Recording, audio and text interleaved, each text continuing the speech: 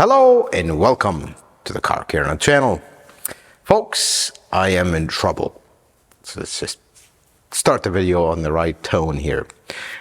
This is my GX460, or let me correct that more properly.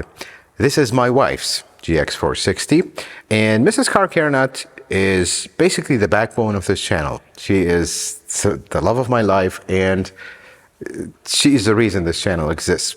So it was one of my greatest joys in my life to buy her this car and just surprise her with it and everything, and it was just a happy moment. We actually shared that moment with you. I'll leave that video right here if you're tuning in for the first time. But now we have a problem, and it is, let's talk about the elephant in the room. Usually we get our service done earlier than 6 months. I've always done that with my cars. This time we're getting dangerously close to the 6-month mark on maintenance. And there's a saying that she keeps reminding me of, she's very right. Is the carpenter's door broken? Or, more correctly, the carpenter's door is broken. So we are coming up almost overdue on this maintenance on this car. It's 15,000 miles. It is exactly 2 years old right now. There's some things we need to do. So Mrs. Car Care, if you are watching, I finally cleared up the schedule so we can take care of this. For everybody else watching, we're gonna do some maintenance on this car, and then I'll give you kind of our update of this car 2 years later and everything in between right after this.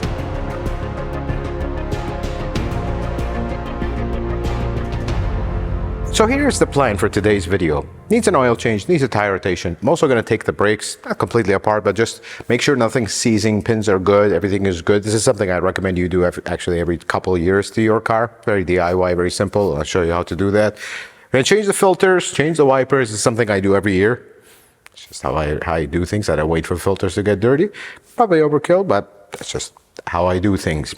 And lastly, we'll check the brake fluid. Doubt is there, but if you don't check, you don't know. And give her a once over. Actually, it is due for undercoating this year. We'll try our best to film it, although it's a giant mess, and a friend of mine is doing this for me, so we'll see if we can film that. But that's actually happening this year as well, just before snow hits the ground, so we can get it freshened up. Without further ado, let's start with the first thing before we pull it on the lift, which is the cabin air filter. So folks, the cars that have, this is super simple, by the way, if you're following this DIY. Open the glove box, pull all your stuff out, open this little door, just pops off with these two clips, and then the cabin filter itself just kind of has another door, and then the cabin filter comes out. Here's a filter. It's not terrible, a few leaves, nothing over the top. That's why we want to replace it. Something about these charcoal activated cabin filters, you notice they come in a bag. So here's something, when we ordered the first one, it actually came without the bag. Immediately send it back. Nope, not gonna happen. If you go buy a cabin filter that's charcoal activated, and you know they are because they have this distinct color, and they have a bag. And these were actually, that's why the one we pulled out was not, because when I replaced it last time, it was actually not available for a moment. It was on back order. That was in the height of really bad stuff, back order stuff, so we had to put a regular one, but we're coming back. These expire after a year, just so you know. They turn into a regular filter. So if you want the charcoal activated filtration to continue, place them every year. Now here's something I like to do every time we do a cabin filter. You saw the leaves on the filter. If any of those leaves drop in, they'll make a lot of noise. So you're gonna put your hand inside the fan, make sure it's off, of course. You're gonna turn the fan by hand while feeling in, make sure there are no leaves in there. If you leave any leaves there, it'll make a very distinct sound. Now let's talk about something else with these filters, in case you're following this DIY. The Toyota filter, or the Lexus filter, however you want to call it, it'll say up. Very simple. But some aftermarket filters will say airflow. Folks, airflow is down on Toyotas. If it has an up arrow, it is up. Because you're getting air sucked in from the outside into the fan and out into the vents. So the airflow is actually facing down, at least in most of them. So we're just going to put this filter facing up. The Toyota filter makes it simple, just shows you an arrow up. This one also has up. Put that in there. This one only goes one way. And that's it. Now we can, me, my wife, and my kids can breathe better. Hopefully. let's get on with the rest of the stuff. Next thing is the wiper inserts. Just getting the little stuff out before we pull it on the rack. What I normally do is, the front one, you're gonna activate it, shut off the car. Now you get easier access to them. Do have a video on how to do this, but here's a refresher. These are the OEM wipers. If you don't have them on your car, we need to have a talk, because these are the best wipers you can have in these cars. So we're gonna pull this tab, pull this down, very simple. Never leave this up, because if this springs back with no wiper, it'll crack the glass. So let it sit on the glass. Now it's safe and sound. Now we come back to the insert. You see how this side is closed, this side is open. So you're gonna slide it away this way. If you slide it the other way, it'll just jam up. So we're gonna slide it like so. Here's the insert. You notice that this has a curvature to it. You wanna keep that curvature on the new one, not do it facing the other way. I'm gonna find my insert that is the correct one. This is the longest one. There it is. These inserts, folks, because we're starting to see dealers unfortunately overcharge for these. They are $10.99 each, at least to the date of filming this video. You keep that curvature and you have two little tabs here. These always go on the lock side, which is the, see how this one has this? We're gonna put it, and you'll know if it's right because it'll sit in. Put it in like so.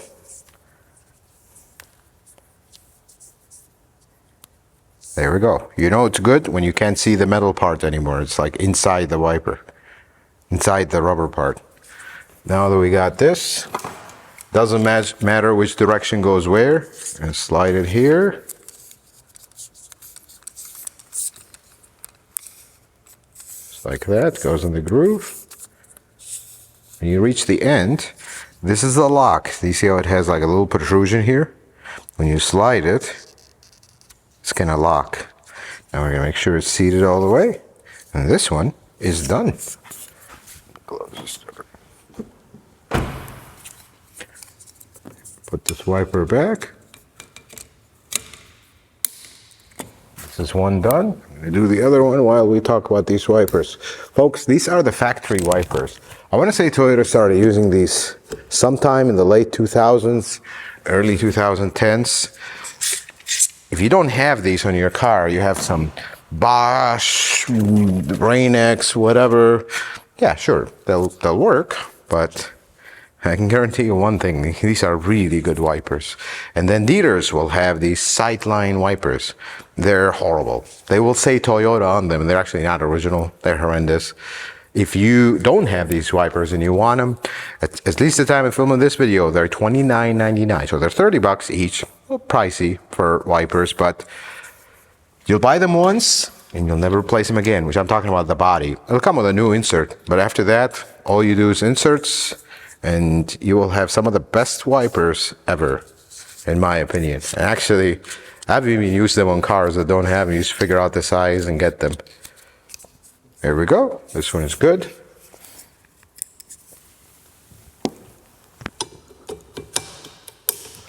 That's the front done. I'm gonna do the rear. The rear is tricky because we gotta activate it down. Activate it down and shut off the car halfway.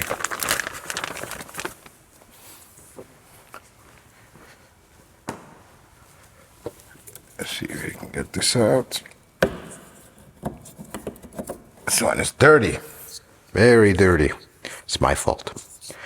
So, two ways to do this. You can separate the arm, and this one I am thinking we will not do that because these love to break, and I'd rather not mess with it. Here's another method.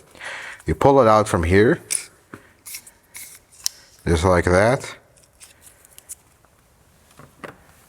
And get the new insert, same thing, keep the curvature. These usually don't have the correct, like a very obvious curvature, so try to keep it.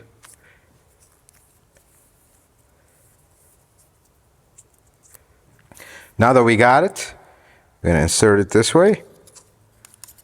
Once it wants to start, this one's popped out.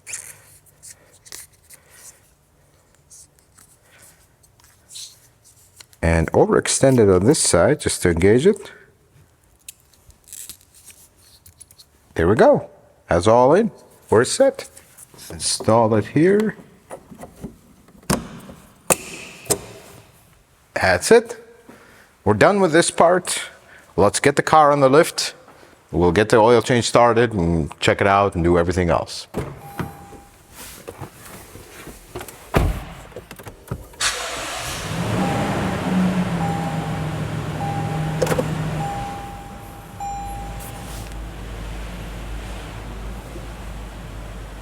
Let's reset the maintenance light before I forget, and then Mrs. Carcarnot gets a message and she will be very unhappy. We'll go to settings, vehicle settings, schedule. So here's the thing with these. They'll have two things. They'll have scheduled maintenance and oil change maintenance. Oil maintenance is the one that comes on every 5,000 miles, believe it or not, hint, hint. And then the scheduled maintenance is the one that comes up every 10,000 miles.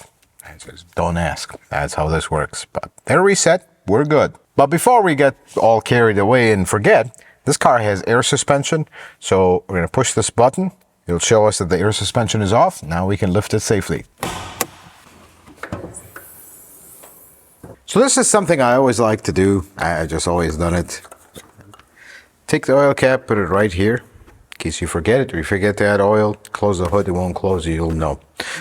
Let's do a small tour, although this is a 2-year-old car with 15,000 miles. And it wouldn't hurt to take a peek. Tripod looks good. Everything, I'm not seeing anything. Brake fluid level, a little bit down from full, but nothing I am too concerned about. Probably the brakes are just slowly wearing in. Coolant level is right halfway. This car is cold, folks, just so you know. It's been sitting here for a bit. So that is pretty normal. Nothing I'm concerned about again. Power steering fluid looks pretty clean. It is full, so we're good there. Washer fluid. Let's top it off. That's good.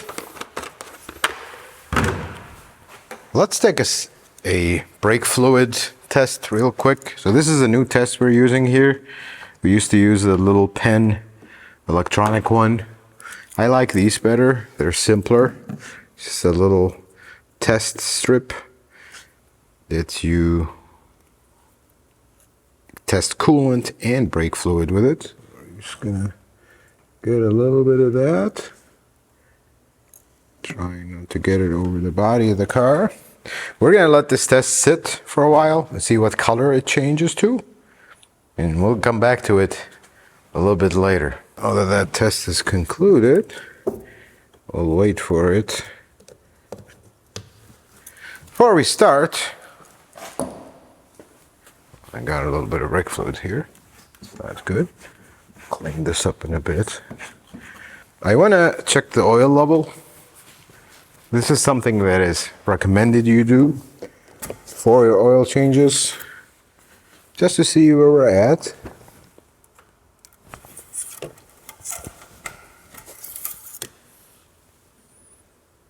Oil level is cold. It's been sitting. It's about halfway. Not worried about it. Again, when the oil's cold, you're gonna have it between. Oil warms up, oil expands. Don't overfill your car by filling it up when it's cold and to the top, and then it'll be overfilled. So remember, cars run when they're warmed up, not when they're cold. Let's change this air filter out. So there's something about the GX and I think equally the 4Runner air filters. If you go buy a filter right off the dealership, it'll be a much skinnier filter and it won't have this. You can actually order this filter. It's a lot more expensive, and if it makes you sleep better at night, you can get it. Nothing wrong with the other one. I just like the one that has my little fuzzy thing on it. So I'll leave that part number in case you own a GX right here for you to see it. You want to order this filter? This is the one that is the proper factory one, not the skinny one. Nothing wrong with the other one, but again, replace is so infrequent that wouldn't hurt to get the factory one.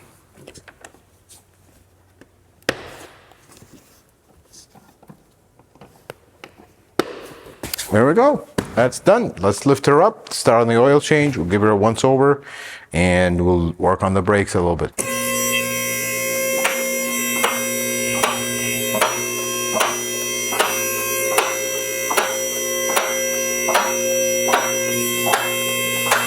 Let's remove some covers. So start with this one.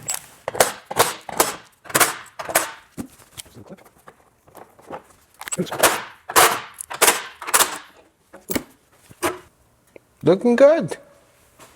Let's take a peek at everything. Front cover leaking already? No, that's good. We've been having a kind of an uptick in V8 engine troubles.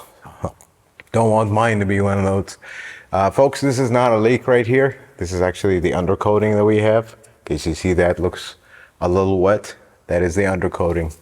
You see it here as well. That is normal. In case you're from the south, you're not familiar with how this looks like. But I'm not seeing anything here. Water pump looks good. You can see it. It's kind of hard for you to see it, but you look at the bottom of the water pump and you'll see the pulley. Look right underneath it. You don't see any pink crust. We're good. Same thing with the radiator here. I don't see any leaks. Looks good. I am happy. Happy camper. Now, what I am not happy about is, Miss Karen, are you going off-roading on us now? What happened here? It's a little scrape here. I think Mrs. Karkiernan's going off-roading behind our back. We said no off-roading. I'm going to remove this entire cover. Usually you can just remove this and access the drain plug. I call this exercising the bolts. Every once in a while, every other oil change, every 3 oil changes, take them down so these bolts won't seize. So now when you need to do something, you can actually take it. Again, got some undercoating here, which is good. That's the signs of things working. Let's take a look at the car before we start with this oil change. Front diff, no leaks. This is actually, we're going to replace this fluid at the 3-year mark. Just why not? Everything CV boot look good. Shocks look good. These tires I'm really not happy with because they are kind of wearing strange. We checked the alignment. It's fine. It's just the OEM tires are usually horrible. That's when it's starting to get a little choppy. I really don't like them. I think next tire set will be a Michelin. I like Michelins. Front brakes look good. Don't see any leaks from here. These we greased last time. You see the grease splatter from the drive shaft here, so we're gonna skip it this time. Folks, I see this all the time, folks wanting me to grease these every single time. You actually shouldn't, because you start getting splatter that you're over greasing them, and that's not exactly a good idea. Sure that value plate ain't leaking, which it is not. You'll see coolant collect right here. You'll see it coming from the top down if you have a valley plate leak. We're far away from a transmission service, but wouldn't hurt to take a peek. I didn't see any leaks. It's good. Frames, coating is holding decent, but you can tell it's starting to fade away, so it's time to renew it this year. Same thing on this side. So I think remain rust-free. That's how they remain rust-free. Like everything I'm seeing, same thing here. You see splatter, so we're not going to grease these this time. Rear shocks look good. Same thing here. I feel like I'm making this video for Mrs. Karkiernat so she would not worry. Mrs. Karkiernat loves her, not just her car, she really takes care of her stuff. And she wants everything. She comes in the shop, she sees me talking to customers, and we're going over their car thing by thing. She's like, can you do that with my car so I can feel safe? Well, they're doing it right now. Good. Everything looks good. I mean, I'm expecting that. It's a 2-year-old car with 15,000 miles. The rear tires are also choppy. And that's the thing. I really don't like these tires. They're Dunlop, whatever. Dunlop used to be one of the premier companies. Not lately, to say that. Axle seals are good. Rear brakes are good. Don't see any issues here. Same thing on this side. I like everything I'm seeing. Good. This is something I did want to check. And unfortunately, we had a little accident, which we'll talk about, which was not prepared. Just want to make sure nothing is popped up on the bumper. Though I looked at it, but now you get a better look. Looks good. I'll tell you what happened with this accident later on when we lower it down, but everything looks good. We'll check the spare tire pressure as well. But let's go get on with our oil change. Drain the fluid. Let's see how it looks.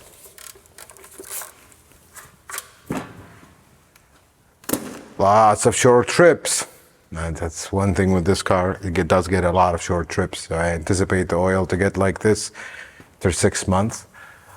I think this oil maybe has 3,000 miles on it at best. But lots of short trips. You know, we, especially with the shop, we already travel far. And the last trip we took actually in the Tundra. So yeah, this car is not getting a lot of miles as much as it used to at the beginning, the first year. I smell the fuel from here. That is typical, folks. With cars, it should not concern you if you smell a little bit of fuel. Look at your driving habits. I look at my driving habits, do a lot of short trips, our kids' activities and whatnot, and running around town. It's gonna do that to the oil. That's pretty typical. I'm gonna try to position this just on the edge. I think we can get our oil filter. Try not to make a mess here. Yes, I think I can get it.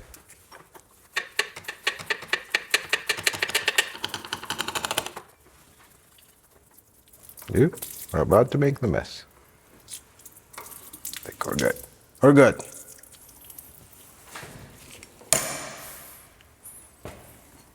I don't know about you, and some of you will jump in the comments, looking at the oil doesn't mean anything. Sure. This filter looks terrible. Whatever is that? I think I just caught this from here. That looks like a horrible filter. And that's after almost 6 months and 5,000 miles, not 5,000, 3,000 miles. So I don't know about you, but I don't want to go another 6 months on this oil and this filter. But again, let's listen to the engineers, right? Yeah, let's not, please. The engineers wouldn't agree with this. That 10,000 mile oil change stuff, folks, I'm not gonna get it sidetracked on this video with it, but bad idea. That's all I'll tell you. Very bad idea.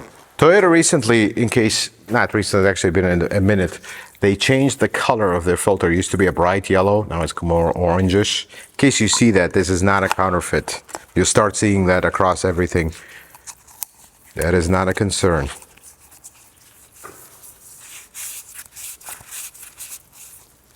We'll take some of that oil, the O-ring, all our filter.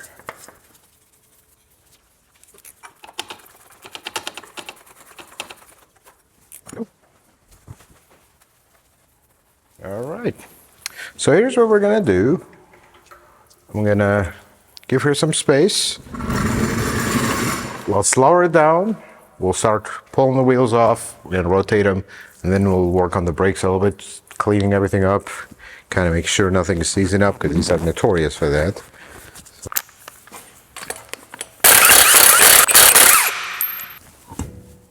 So here's what I want to see. I want to make sure that our pads move freely. See that? This one moves. This is, by the way, how you check calipers on these. Same thing with all Toyota trucks. See how the pad went back? That tells me that the pistons are not seized. So this caliper is, of course, healthy. We're not anticipating any issues. But what we're gonna do is, what ends up happening with these calipers, these pins, they get like this and they start rusting and rusting and rusting. They seize up the pad, and then that in turn seizes up the piston. So here's what I'm gonna do, and what you can do at home actually. Take a piece of Scotch-Brite pad. You don't need no fancy grinder or anything. Give them a good clean, make sure they got a smooth surface. Not looking for them to look nice and shiny. Looking for them just not to have stuff sitting on them. So like that. This is very smooth. This one is set. Let's do the other one. This is how we started with.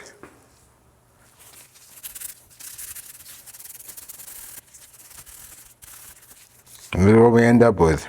Not looking for shiny. We're looking for smooth. Now, I'm gonna get my first pad. See this pad? This is how this should be. See how this pad moves freely? I'm not worried about this one. How about this one? Same thing. That's how you want them to be, not tight to go in. So I don't need to do anything else with these pads. Really, the main thing is you want to clear up the pins. And that's something, if you're a DIYer, you'd want to do more frequently, especially in rusty land. This is good. Good. Not working with us. There goes that.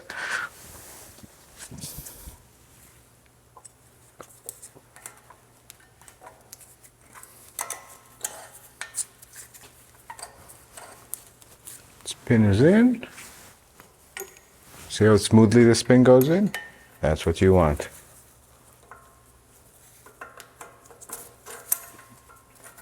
You almost want it like this. This one has a little bit of tension because of the clip, but that's how you want these to be.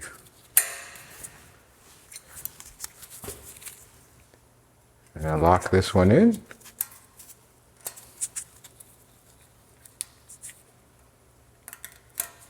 That's it. We're good. That's all you got to do to the fronts. Now let's go take the rear wheel off. We'll do the same, a little bit different, similar idea, but different because the caliper style is different. Gonna take these pins out. That pin is good. Now here's what we're not gonna do.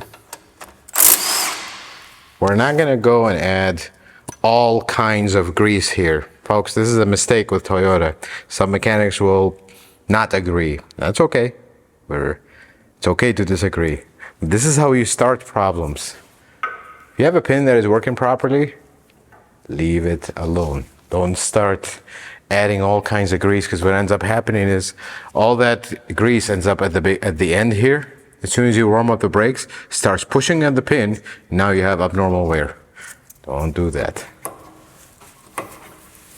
All we're gonna do, again, same thing here. We're not gonna glob this up with grease when we have no concern. All that grease is gonna do is you put a lot of grease here, it's gonna come down and end up in the pad. And then you have problems. If we have no concerns, don't reinvent the wheel. That's what I'm gonna tell you. This pad moves freely. This pad moves freely. That's all I wanna know. These brakes are perfectly healthy. Put our caliper back, and we're gonna call it a day, because there's nothing else for us to do here. We don't wanna find problems. We wanna make sure we don't have problems, and in this case, we do not have problems.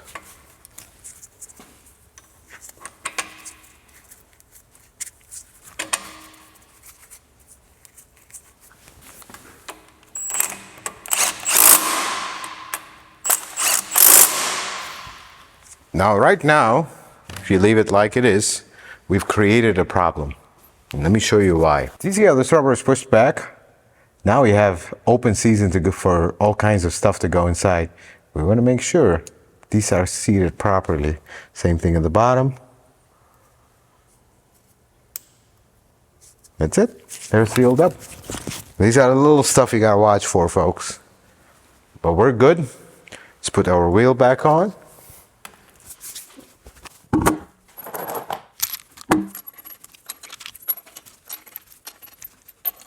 And this is done. We're basically gonna do the same thing on the other side, and let's get back to our oil change. So now that it's done, pop the gasket. Of course, the gasket went on the floor. Go get that, probably make a mess. So we're pretty much done here. Let's put those covers back. In case you are not familiar with GX, 4Runner is the same way, 5th gen, even 4th gen. Actually, even 3rd gen. Anyways, do have, actually 3rd gen don't have this. You have this little hook. You actually hook it on the frame. It'll suspend itself while you get your bolts ready and tighten it.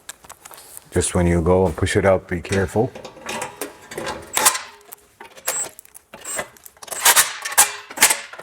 It's good. Huh.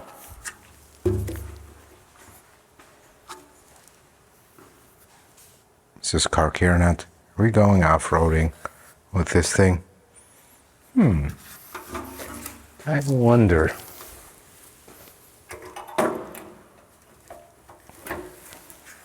We also, oh, we got an old cicada. Pretend you didn't see that. This also has a hook. So this part of the GX we actually did not coat with rust protection because I did that intentionally. We talked about it when we did it. Because I didn't want to get that rust protectant stuff all over. And this panel is a replaceable panel, and Mrs. Carker is already working towards replacing that for us. So maybe it'll be an early Christmas gift for this car. I'm not going to replace these because of a couple of scratches. Last but not least,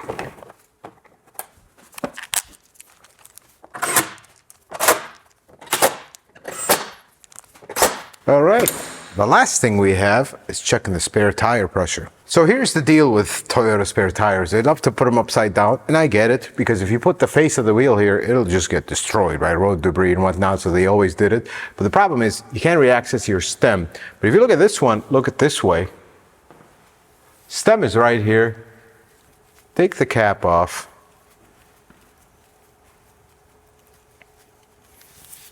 And you're gonna get an adapter, like a truck tire adapter.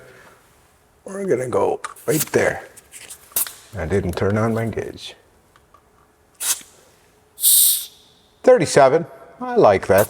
And leave it at that. Usually always inflate my spare tire a little bit higher than usual because they tend to just sit there and lose air pressure as temperature changes. I always inflate it a little bit more than usual. That's it. Let's lower this car down, fill it up with fluids, and we'll closer to wrapping up this video. Let's add the oil. And this funnel is wearing out. It nearly wants to start. I won't tighten it too much. So this car takes 8.2 quarts. So I'm going to add the 8, and then we'll add the 0.2.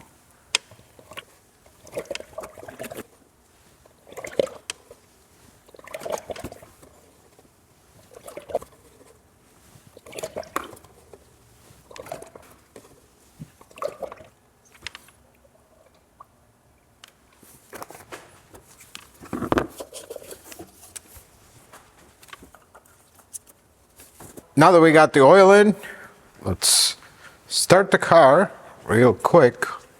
Let the oil cycle through.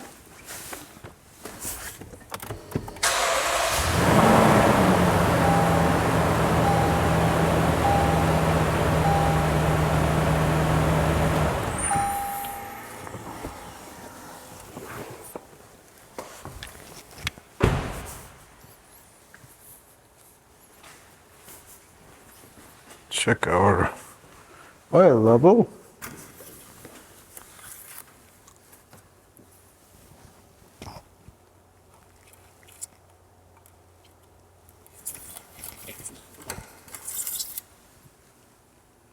I like that. I do not like that, actually. My vision is getting really bad. I can't even see anymore. I feel like sometimes I need to add a little bit more. Usually when I do an oil change, this is what I'll recommend to you. You do an oil change cold, like this is. your oil should be right in the middle, not at full. This is something I see all the time, a mistake I see all the time. And that should get us right at the level.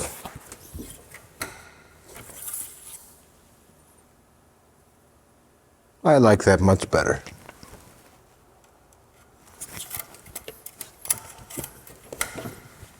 Now we're gonna give her a quick clean.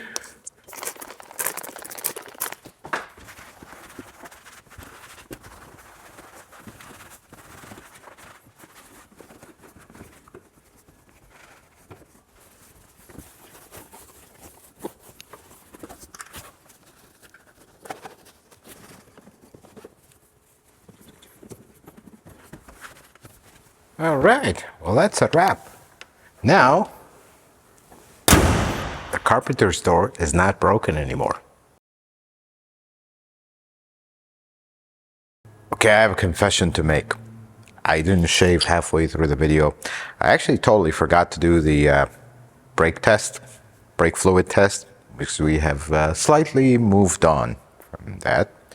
Anyways, I just dunked it again in the GX. So here's the brake fluid indicator. See this white. If I compare it here, it's actually 0 copper corrosion level. So if you get it all the way to this color, that's when you replace it. Even at 100, if you get to 100, replace it. This says 200, 300, but we're at 0. So I guess the GX doesn't need brake fluid. Couple last things we gotta do. First, put the sticker. I'm really proud of this sticker. It's a really nice company makes it for us. Initially, we were using, what do you call it? Like shipping label stickers. And then we had actually a customer complained about the sticker being difficult to remove later on, which they are right. So we switched to actual proper stickers. So we got that. The last thing we gotta do, make sure you don't forget to turn on the air suspension. There we go. Just press the off button again and it's off. And this is set. I think now carpenter's door is not broken. Before we wrap up this video, folks, love this car. I just have to say that. I'll share with you a couple things. First, the accident. Fortunately, we had a small accident with the car. And second, how has it been in the past 2 years? So let's talk about how it's been for the past 2 years. We took one long trip in this car. You got to know one thing about GX460s. If you're going to be using this for long trips all the time and you like to travel on the higher end of the speed limit, it's very wobbly at high speed. That's one thing. If you're going to go in the windy area driving at higher speed, that's one of their things. Narrow car, tall. It's not going to be the most stable. That is one of their things. The second thing is, Mrs. Car Care Nut have made a statement.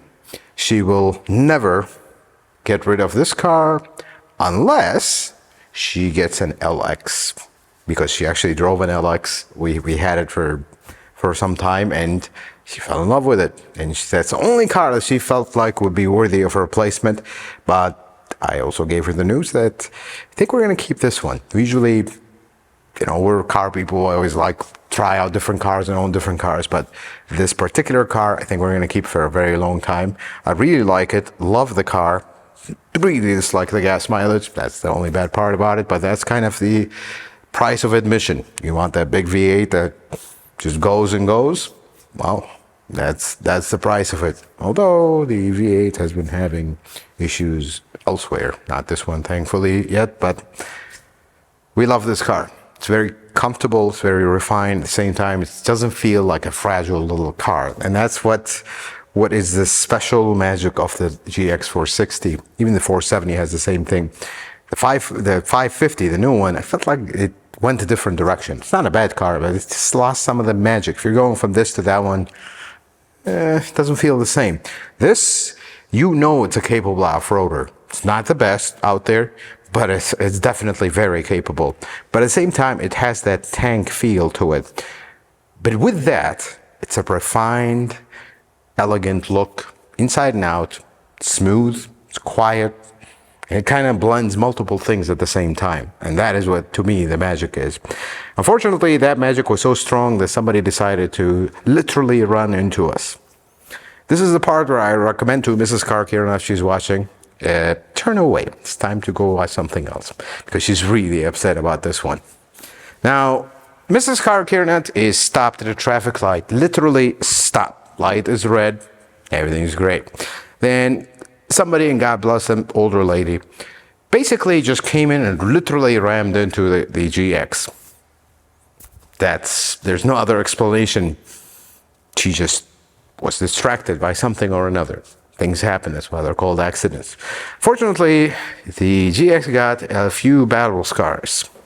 And this is one of the biggest debates I'm pretty sure everybody has. So if you notice, there's a few scratch here, few creases. Initially, and there's another one right here. Initially, when Mrs. Karkiran called me, I dropped everything and I ran, because of course she told me got an accident. I just assumed the worst, car is upside down, whatever. I showed there, this panel was completely popped. Another panel at the bottom was popped, and you see the stuff. The other car, on the other hand, it did look a lot worse. I don't know how that's all we got. Here's the thing though. Here's a debate. Initially, the other party, they didn't want to share their insurance. They're actually a little bit rude. God bless them. Maybe they were having a bad day. But I insisted, folks, this is something this is not my stuff, but it's car related. If you get in an accident, the number one thing you do is call the police, file a report. Trust me. Because when things go south with car accidents and all of a sudden you get blamed for something and your insurance goes up and it was not your fault, unfortunately, there's a lot of bad stuff that happened out there in the world. So file a police report. Get all the information. You're not going to go take a picture of an ID of another person. No, have the police do that. That's why they're there, to protect us and keep things civil for us. So we filed a police report, got the insurance. We take care of our cars. Initially, the other party was like, well, that's just a tiny scratch. I'm like, to you, it's a tiny scratch. To me, I take pride in my cars. I don't want scratches and dings and whatnot. We took their insurance information, and after a lot of deliberation, I put this back, I secured the panels in the back, underneath, and I just kept going back and forth. Do I really want paint for something small? It really bothers us to see it, and I wish it would have never happened, but again, we're not perfect, nobody is. So we decided to live with it. I actually never filed a claim with the insurance and whatnot, because I felt like we're just gonna affect another hardworking person that probably their insurance is going to go up and they already have to fix their car and all that mess for something that I'm on the fence on. So I actually took it to Jason. We did have this car detailed recently. He buffed it out. It turned out much better than how it was. So I think we're going to pretend like it's not there for now. Again, this is not a show car. It really bothers me, but sometimes the world comes in. But the next thing that happened that you can't see it anymore because Jason is a magician. There was a scratch here. Actually, Jason buffed it out and it's gone. There was a ding. The ding, I think, I forgot the name of the person that Jason works with. By the way, I keep saying Jason from Car Supplies Warehouse. I'll leave his channel in the description. Really good friend of mine. He has a person that does paintless dent removal. He took care of this for us because this really bothered Mrs. Karkiran. This was actually something that happened in a parking lot. So, folks, most of us care about our cars, but unfortunately there are people that will just swing the door and ding into your car and not care. If you don't care about your car, that's okay. That's your personal property. You can do whatever you want with it, but other people care. So if you ding something, say something, make it right. I mean, if you ding my car, I'll be honest with you, am I going to really make a giant thing about somebody that made a mistake and dinged my car? It's not the end of the world. We can get it fixed. But I would admire more admitting than just dinging it and walking away and not caring. That would bother me more. But folks, I hope Mrs. Karkiran is happy. I want her to always be happy because she is a great mother, a great partner for me, and we've been through a lot, thick and thin, if you would. We started our journey here, and every time we reminisce on that, it's We've been through a lot, let's put it this way. But I hope she's happy with the car, and I hope you guys enjoyed this video. Until the next one, may the Lord bless you and keep you. And you guys have yourself a wonderful day.